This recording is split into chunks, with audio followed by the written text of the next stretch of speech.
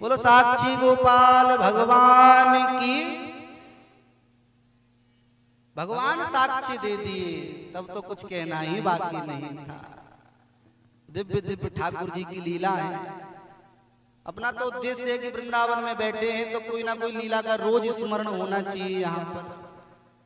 कभी जगन्नाथ जी के प्रागट्य की कथा भी हो, कभी राधारमण के प्रागट्य की कथा, आदि आदि जैसी ठाकुर जी प्रेरणा करेंगे।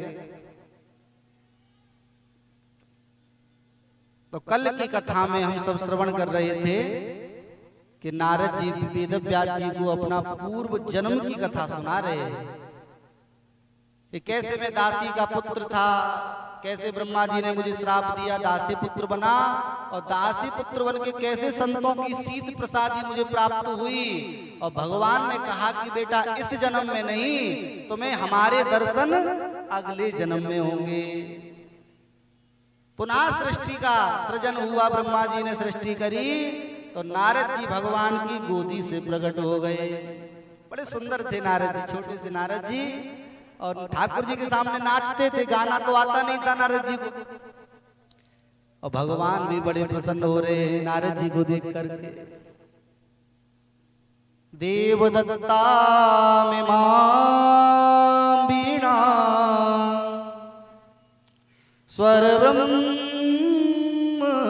विभूषिता मूर्छित्वा हरि कथा गायमानश्चराम्यहम्।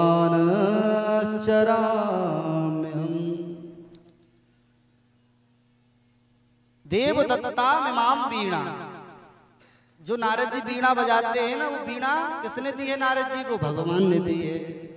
बड़ी सुंदर कथा है। पहले नारद जी का महाराज जी संगीत में बिल्कुल भी रुचि नहीं थी। बहुत सुंदर सुंदर संगीत की सभा होती थी, नारद जी जाते नहीं थे। एक बार वैकुंठ में भगवान नारायण ने, जो बड़े देवलोक के जो बहुत प्रसिद्ध गायक हैं, हा हा हु गंधर्व, उनकी एक संगीत की सभा बैठाई वैकुंठ में। और भगवान नारायण स्वयं, लक्ष्मी जी महाराज, संगीत की सभा हो रही है, महाराज दिव्य भजनावली हो रही है, सुंदर नाम हो रहा है, मग्न होकर ठाकुर जी सुन रहे थे। नारद जी ने देखा, अरे संगीत की सभा हो रही है, हाँ वो गंधर्व गाएंगे, चलो हम भी सुन लें कैसा गाते। रुचि तो नहीं थी, भगवान सुन रहे हैं तो हम भी सुन लेते। नारद जी भगवान के चरणों में आकर के बैठ गए संगीत सुनने। तो भगवान ने कहा, नारद भाई तुम यहाँ क्यों बैठे? अरे तुम संगीत जानते नहीं, तुमको संगीत का सापा आता नहीं है, संगीत में तुम्हारी रुचि भी नहीं है, तुम यहाँ क्यों बैठे? तुम क्या करोगे? संगीत तुम्हारे पल्ले तो पड़ेगा नहीं, तो इसलिए तुम जाओ। बोलो श्री राधे।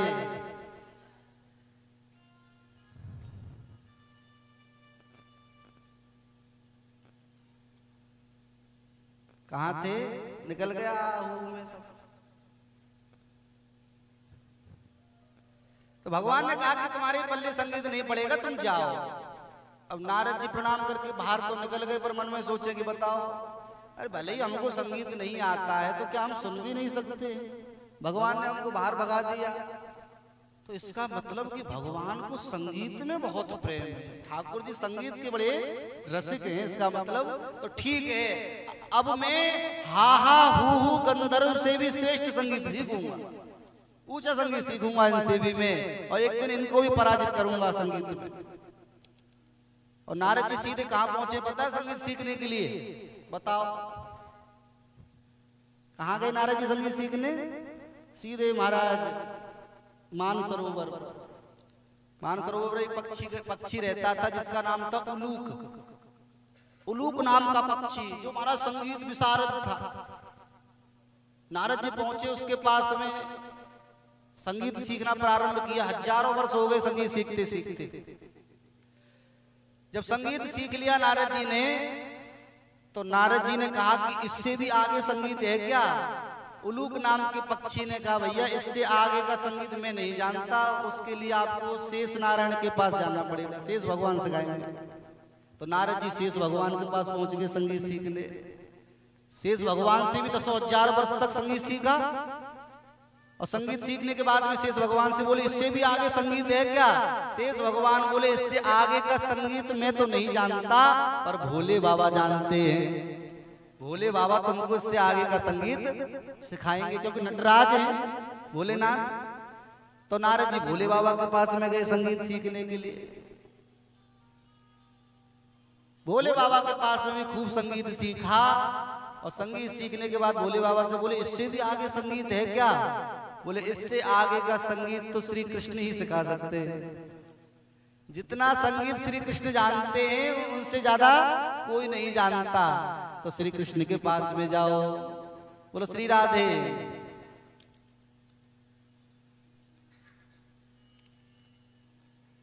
तब नारद जी ने सोचा कि क्या भगवान ही मुझे संगीत सिखाएंगे? इसका मतलब मैं हा हूँ गंधर्व से श्रेष्ठ हो गया संगीत में, निपुण हो गया संगीत में। तो नारद जी चल पड़े भगवान के पास में कि मैं अब देखूंगा वो हा हूँ गंधर्व को कैसा गाते हैं, आज मैं उनको हरा करके रहूंगा संगीत में। भगवान मन में सोच रहे हैं कि संगीत में एकदम संगीत तो सीख गए हैं, निष्णात हो गए संगीत में, पर अभिमान हो गया है, इतना अभिमान कि मैं हा हूँ गंधर्व को हराऊंगा।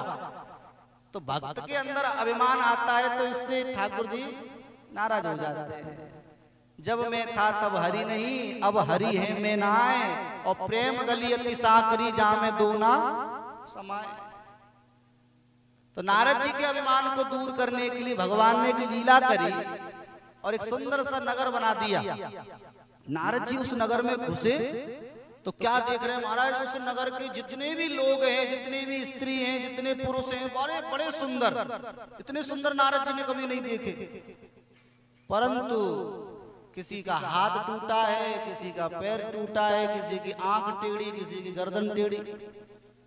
नारद जी बोले इतने सुंदर हैं पर सबके सब अपंग हैं, अंग विहीन हैं।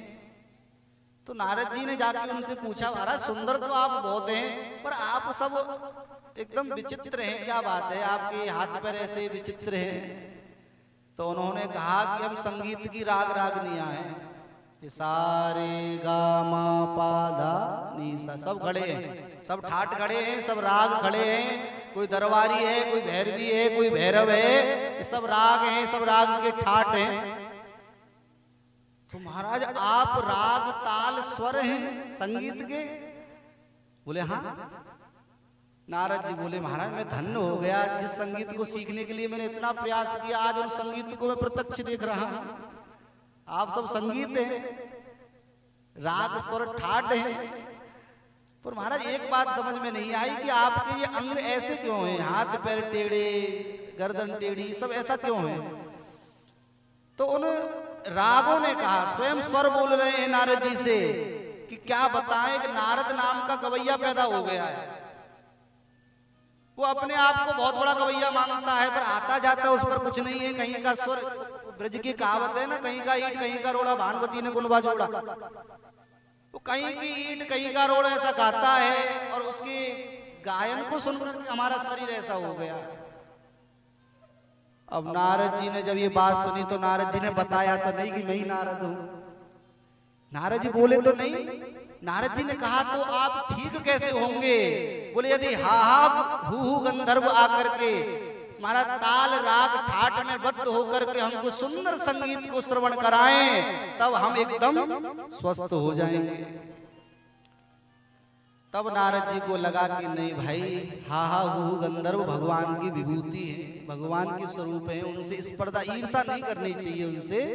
तब नारद जी भगवान के पास तो नहीं गए, सीधे हा हु गंधर्व के पास में गए। अब मैं हा हु गंधर्व से संगीत सीखूंगा। प्रणाम किया जाकर के। हा हु गंधर्व मुस्कुरा रहे थे। नारद जी ने कहा आप हंस क्यों रहे? बोले नारद जी अभी अभी जो आप लीला देख करके आए हो ना, जो नगर आप देख करके आए हो वो कोई नगर नहीं था, वो ठाकुर जी की लीला थी। आपके अभिमान को दूर करने के लिए भगवान लीला कर रहे थे, नहीं तो आप तो हमसे भी सुंदर संगीत जानते हैं। अरे आप भोले बाबा के पास संगीत सीखे हैं, शेष भगवान के पास में आपने संगीत को सीखा है, आप तो हमसे भी श्रेष्ठ हैं। और तब भगवान नारायण के बैकुंठ में संगीत की सभा हुई। पहले तो संगीत महाराज उस सभा में हा हा हू गंधर्व ने संगीत सुनाया और उनके बाद में प्रेम में भक्ति में पगे हुए श्री नारद जी ने संगीत सुनाया है। और नारद जी के संगीत को पहले तो भगवान लेटे हुए थे शेष सैया पर नारद जी जब गाने लगे तो एकदम भगवान बैठे हो गए और एकदम ठाकुर जी झूमने लगे नारद जी का संगीत सुन करके। और इतना आनंद आया भगवान को। भगवान मन में सोच रहे हैं कि आज मेरे पास में कुछ होता तो मैं नारद जी को भेंट करता। इतना सुंदर गा रहे हैं। तो जैसे राम जी केवट को कुछ देना चाह रहे थे पर कुछ था नहीं, तो उनके मन की बात सीता मैया ने जान ली थी और तुरंत अबरी मुद्रिका उतार के राम जी को दे दी थी। वैसे ही भगवान नारद जी को कुछ देना चाहते हैं पर कुछ है नहीं, तो बगल में ही लक्ष्मी जी चरण सेवा कर रही थी। लक्ष्मी जी ने भगवान के मन के भाव जान लिए और जिस वीणा पर लक्ष्मी जी भगवान को सुंदर सुंदर संगीत सुनाती थी वो वीणा लक्ष्मी जी ने भगवान को दे दी और कहा प्रभु इस वीणा को आप नारद जी को दे दीजिए।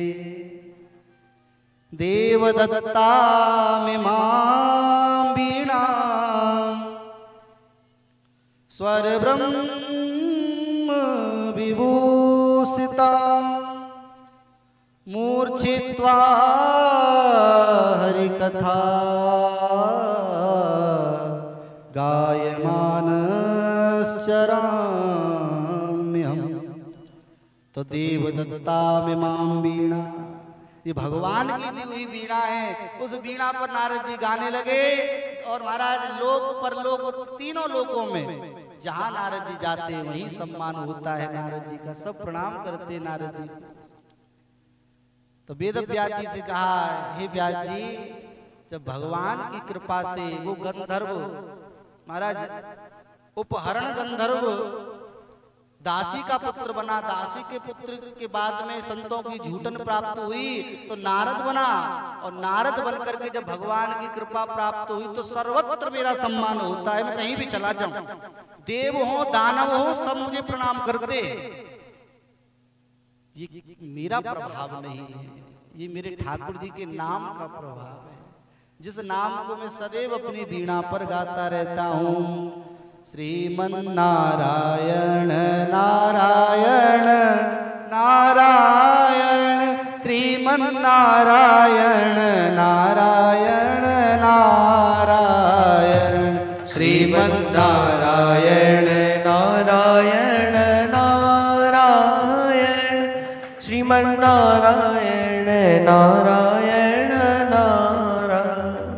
ओ श्रीमन नारायण नारायण नारायण श्रीमन नारायण नारायण नारायण श्रीमन नारायण नारायण नारायण श्रीमन नारायण नारायण नारायण। ओ श्रीमन नारायण नारायण नारायण श्रीमन नारायण नारायण नारायण। ओ श्रीमन नारायण नारायण नारायण श्रीमन नारायण नारायण नारायण। ओ श्रीमन नारायण नारायण नारायण श्रीमन नारायण नारायण नारायण श्रीमन नारायण नारायण नारायण श्रीमन नारायण नारायण नारायण। ओ श्रीमन नारायण नारायण नारायण श्रीमन नारायण